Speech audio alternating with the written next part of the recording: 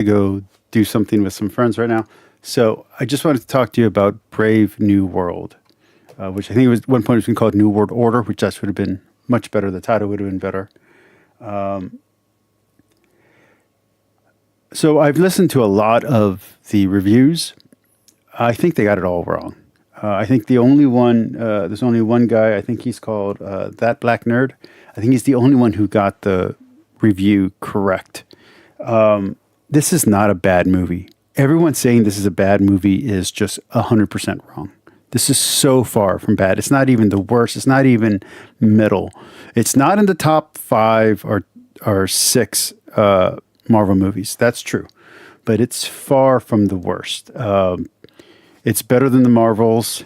It's better than Thor.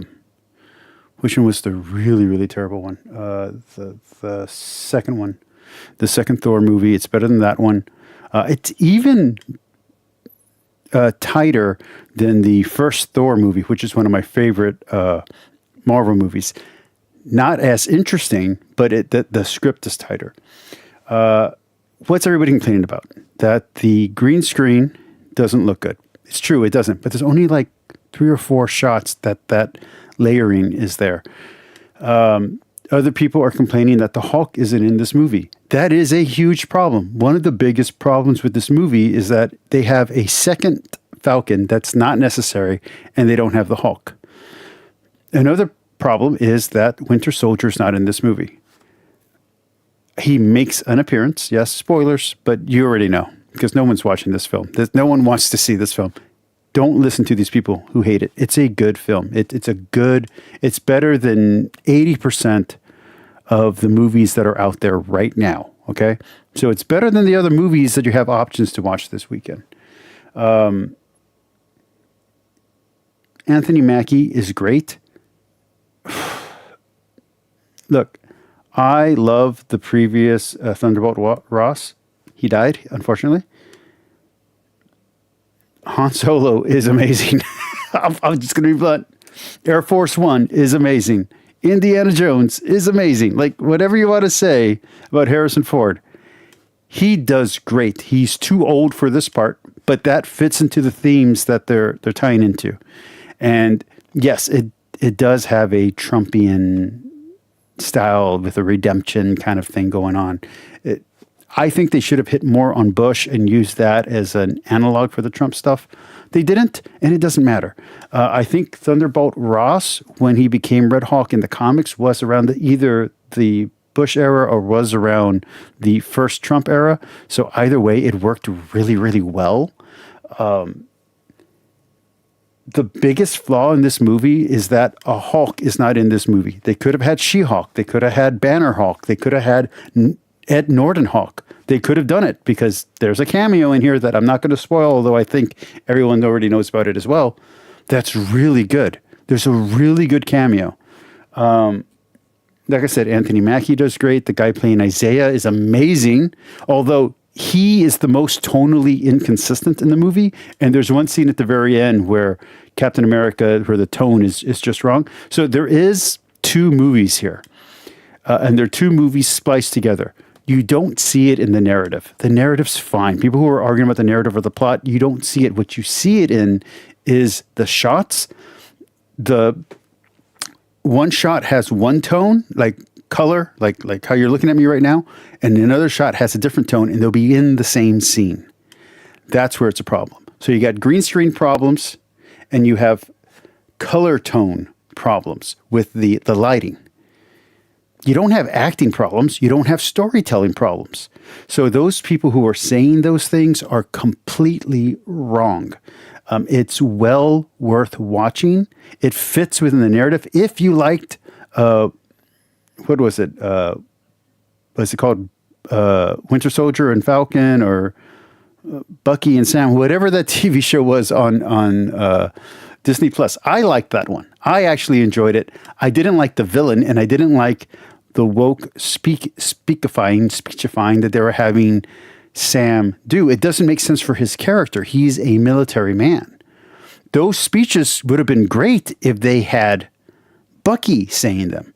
Bucky should have been the one who was anti-American and anti-control, and Sam in that series should have been the character who was pro-America and pro-gun-ho.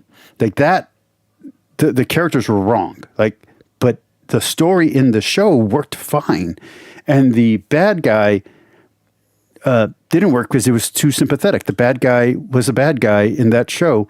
In this movie, they don't have that problem. This movie fixes the problem. So there are some people who are looking at it, well, this is a better version of the TV show. Yeah, it is. I don't have a problem with that. I watched Highlander, the movies, the post TV show movies, okay? I don't have any problem with this being a TV show tie-in movie. There are those who are going to argue, well, I don't want to spend extra money to go watch it. It's worth paying for. I paid $10 for an evening showing on a Saturday. You can pay for this one. It's not, you're not going to regret the money you spend. It's a good movie. So is it great? No. Is it bad? No. Is it good? Yes. Is it solid? Yes. Is the acting good? Yes. Are there clearly two different movies that they smush into one? Yeah, 100%. Does that hurt anything? No. Does it set up other movies? Not really. In fact, this is kind of, it feels like an end to the whole Marvel adventure with the Avengers. It does feel like an end, but it leaves open a new Avengers team. I don't like the guy that they have playing Mini Falcon. I don't want him in there. And there was one bad casting, which was the Black Widow analog character. She didn't fit. Like the actress didn't fit. Not the putting that in there. Like that's fine. Honestly, they should have put Elena in here. They should have put or even Elena's mom. You know, she's a Black Widow. Put another Widow in there. Put another established Widow. And I do think, even though I know Winter Soldier, I know he's going to be in the Thunderbolts movie, he should have been in this movie. And in this movie, they should have teased out the founding of the Thunderbolts. So this is how it should have gone, in my opinion. This is how it should have gone. It should have been Thunderbolt Ross creating the Thunderbolts, and then everything that happens in the movie happening. Have Hulk in there as a potential Thunderbolt. Have him say no at the end. Cut out the character playing the Mini Falcon, and have Winter Soldier in that role with the exact same lines. Take out some of the jokes, but have the same narrative, same story, and have Hulk show up at the very end. At the very end, have Hulk show up. And have him acknowledge the history with the leader, because the leader is completely unestablished. So I would have had Hulk show up at the end as the cameo. Instead of the cameo they had, have Banner show up in, I don't want to give too much away, but in the operating room, let's put it that way.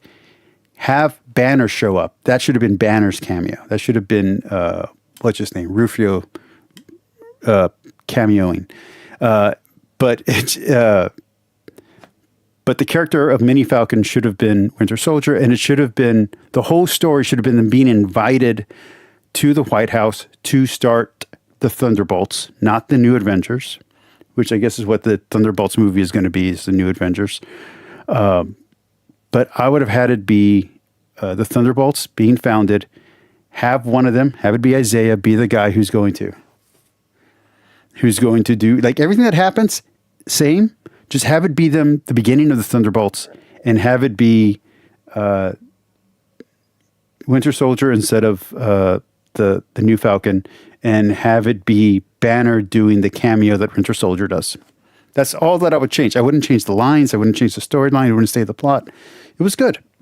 Thomas says, I know that Harrison Ford was 35 in 1977. Oh, yeah. No. His age is a problem. There are two scenes. There's one scene where he's like fragile in the office before what happens. I don't want to I mean, it's in the trailers. That's my other complaint. I'll get to that complaint in a second. And then there's a scene at the very end where he's shirtless, where he goes from being really built to being an old man. that didn't work either. The other problem with this movie, so like I said, there's only two problems of the actual movie, and that's the tone between the two different shots doesn't work in the same scene when they're splicing the two different versions of the movie together, or however many versions of the movie together, and I already forgot what the other complaint was. But those were the only two. I can't remember what it was. And then my other complaint is the advertisement. It spoiled all the good stuff in the movie. Everything that's fun and enjoyable about this movie was spoiled in the trailers.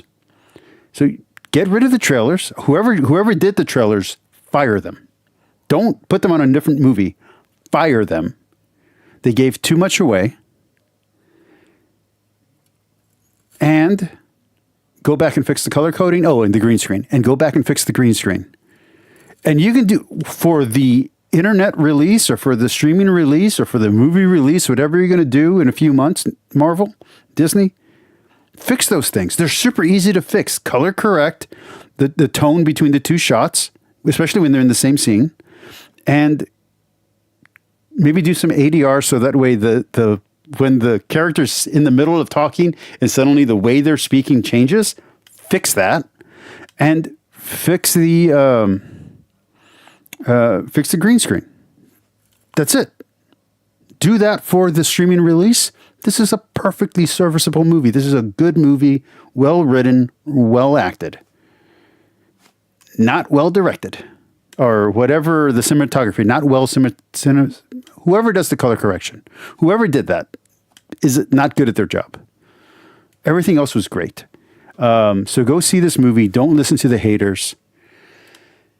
And that's it. That's my review. Okay, I repeated myself 3 times. I think I've told you now to go see the movie now 4 times. Go see it. Thomas, I expect a full 2-page report on this movie on my desk Monday morning.